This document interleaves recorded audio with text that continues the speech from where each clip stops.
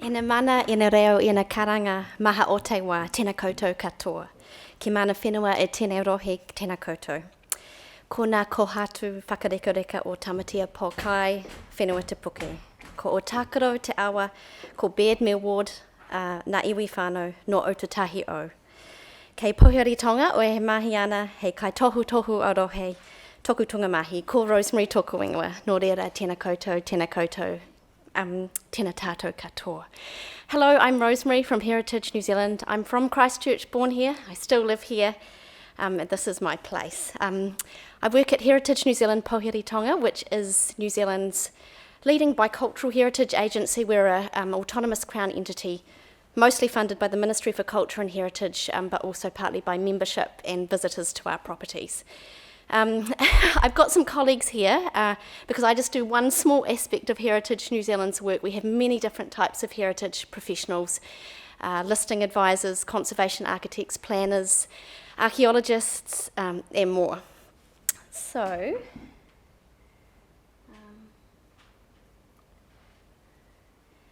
first of all, what is my role? I'm an outreach advisor, which is a bit of a vague kind of term. I do many different things. Like Daniel, my job is very diverse, which is also what I love about it. So part of my job is to run events. That's been a bit delayed the last few years because many things have been cancelled because of COVID, but we're just getting into the planning again for live events. Perhaps some examples of things I've got coming up. We've got a kids' art workshop using heritage photos in a couple of weeks here at Tūranga.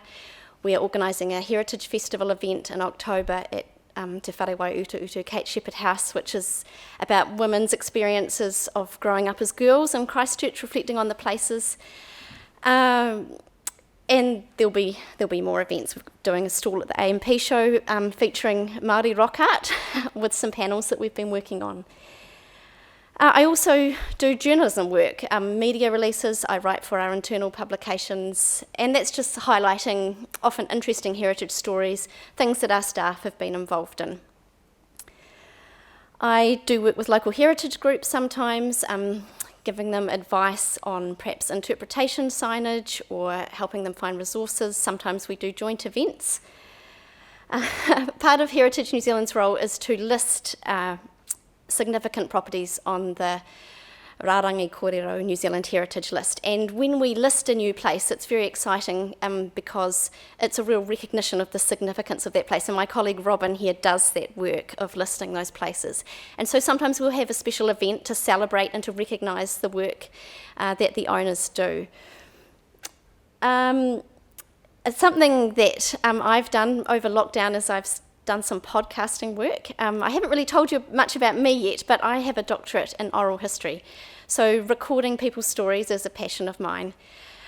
During lockdown, I came up with the idea with the support of my manager to do an archaeology podcast. So we have a podcast, I've got some postcards down the back called a-Rohe Unearthed, where I interview archaeologists. Archaeology is so interesting. Archaeologists are passionate people, and it's just a great pleasure for me to learn from them and to try and share those stories in an audio format. Heritage New Zealand has a membership program which gives free entry to all our 40 or so properties across New Zealand, and they also do a magazine which they are given, and sometimes we do events. Now, I haven't done this for a while, but back when I started this role, I used to organise sort of bus tours, and they were really fun. We did some World War II themed ones around various monuments. We did some out in North Canterbury with sort of sod high country stations, going up these narrow roads, and who knows, maybe I'll do some more in the future. I'm actually doing a Banks Peninsula walking festival walk around Diamond Harbour this year, so that's not just for members, but that's a public opportunity for people to learn the history of that area. Now, sometimes I work with interns, and we've just had one recently working at Te Wharewai Utu Kate Shepherd House, and it's a really good chance for us to pass on our skills and advice, but also for the intern to do something really useful for us and help us with some projects that we're just too busy to do.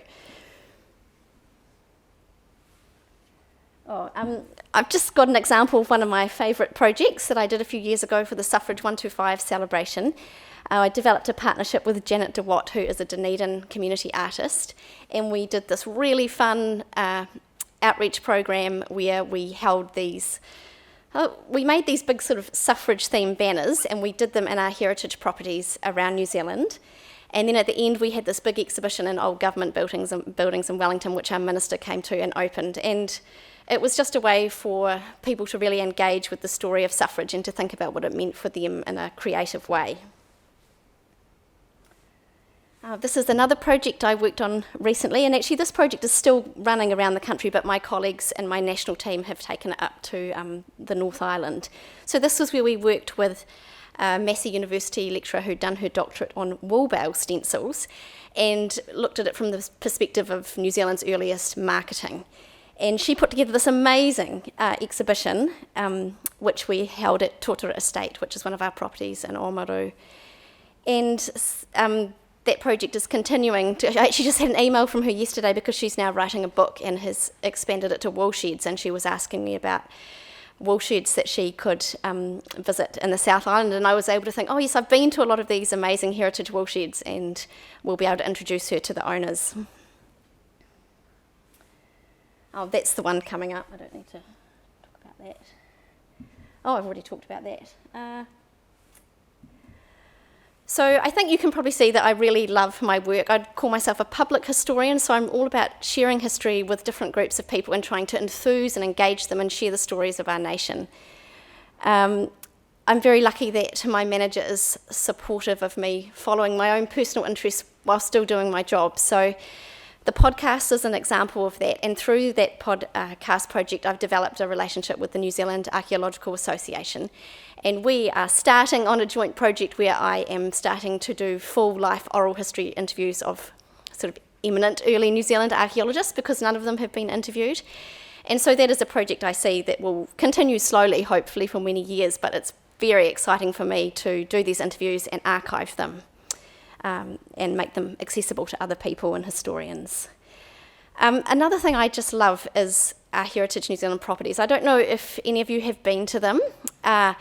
When you go to a heritage place, it's different to a museum, and especially when there's a really strong social history story that goes alongside that. To be in the place and to imagine how people lived in the past and the things that happened in that place, I find very sort of imaginatively engaging, and what gets me passionate about history and heritage. So through my job, I have got to visit a lot of amazing places, and there's still lots more I want to go to.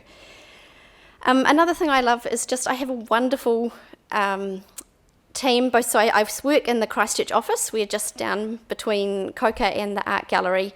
We're a very supportive team, and we all help each other. Often my team help me with outreach events, but then I'm also part of a national team because I help deliver events nationally, and that is also a wonderful team. So there's just something so special about working with colleagues who are passionate about the same things as you, and you're all on the same boat and trying to make things happen.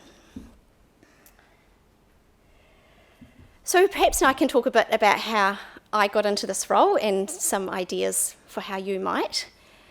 The first thing I'd say is that a lot of the skills I use are not things I learnt at university. They are soft skills, they are relationship skills, they are about forming friendships with other heritage professionals, professional friendships, and projects emerge from that.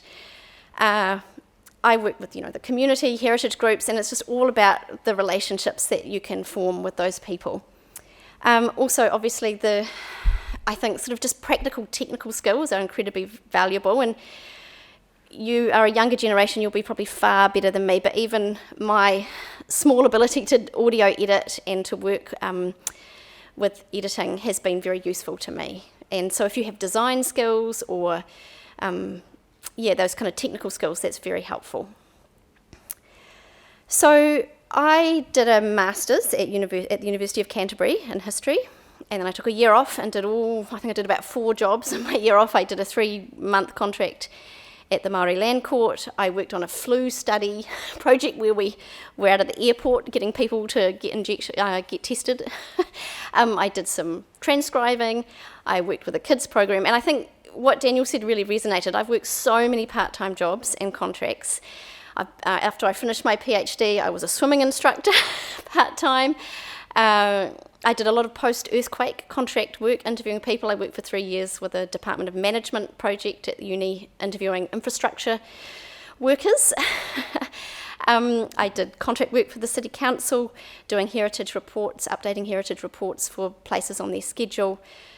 I did retail work, I worked at an old people's home, and it's all valuable. So I would just say take internship and short-term opportunities, because they will all build to useful skills later on. I've already said about relationships being very important. So I did do postgraduate study, and I don't feel like that study was essential to me being able to do my job. I see it as a privilege. I loved doing my doctorate and really getting into the oral history theory. I did it on New Zealanders who migrated to and from Australia, so I travelled around Australia and New Zealand interviewing people. And I never really saw it as, oh, this is going to make my career. It was just, I had a scholarship, and it was just a great privilege and enjoyment, and I suppose gave me the grounding in oral history. But at the same time, it's not wasted. I'm sure that helped me get the job. I've put luck on the end, and I think I'd say that luck/time. My job at Heritage New Zealand, I was working at uni one day in this management project, and I just was looking at the I don't know whether it was the city council jobs or government jobs, and saw this job for an outreach advisor, and it closed in 2 days, and I thought, oh, they've obviously already got someone in mind for that. It was sort of on the job market for 3 days, but I quickly applied. And then I went and did the interview, and I didn't have a journalist background. I wasn't sure how it would go. And then sort of by the end of the week, I'd got the job, and it's turned out to be the most wonderful job, and it just seemed incredibly lucky. But at the same time, I was 29 when I got that job. So I'd had many years of doing short-term contracts and of a lot of part-time jobs, all things I enjoyed doing. So like Daniel said, I don't feel like there's a big rush that you're going to get the perfect job immediately. Things just kind of coalesce over time.